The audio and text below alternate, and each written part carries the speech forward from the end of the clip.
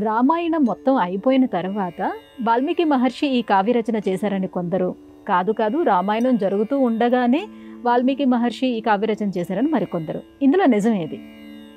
శ్రీరామాయణం బాలకాండ ఈ విషయాన్ని మనకు ప్రస్తావన చేస్తుంది.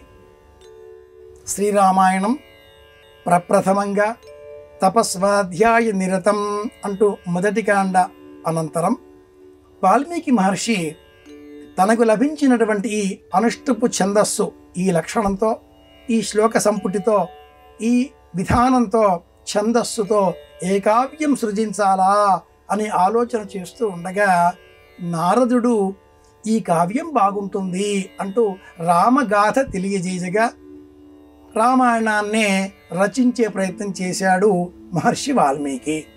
అంటే రామాయణం అప్పటికి గడిచిపోయింది.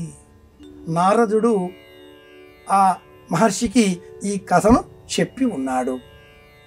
కథ యథాతథంగా ప్రతి అంశము తనకు స్ఫురించదే, తెలియదే, ఎలా ఏం చేయాలి అనే ఆలోచనలతో మహర్షి వాల్మీకి మళ్ళీ బ్రహ్మదేవునికై తపస్సు చేయగా బ్రహ్మ ఇచ్చిన వరం కారణంగా సంపూర్ణమైన ఆ రామాయణ గాథ అంతా కూడా గడిచిపోయిన గాథ మహర్షి వాల్మీకి తెలిసి రావడంతో తెలిసి వచ్చిన కావ్యాన్ని వాల్మీకి మహర్షి అక్షరబద్ధం చేసి వెనువెంటనే ఈ కావ్యాన్ని ఎవరికి చెప్పాలి అనే ఆలోచనలతో తన ఆశ్రమంలోనే ఉన్న కుశలవులు సోదరులకు రామాయణాన్ని నేర్పించగా కుశలవులు ఈ రామాయణాన్ని గానం చేస్తారు.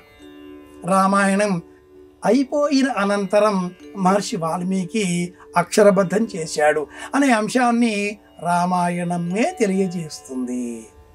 కుశలవులు గానం చేసిన ఆ రామాయణ గాథ విన్న అక్కడ ఋషిపుంగవులు, ఈ ఇరువురు విద్యార్థులు బ్రహ్మచర్య దీక్షలో ఉన్నారు. వటువులు కనుక వారికి ఏవి అవసరమో దర్భలు, కమండలములు, యజ్ఞోపవీతములు, పండ్లు, ఫలములు వీటిని బహుమానాలుగా అందిస్తారు. ఈ వృత్తాంతం మనకు చెప్పే అంశం ఏమిటి అంటే, చిన్నపిల్లలు ఏదైనా మనకు వివరించినప్పుడు వారికి బహుమానాలు ఇవ్వాలి.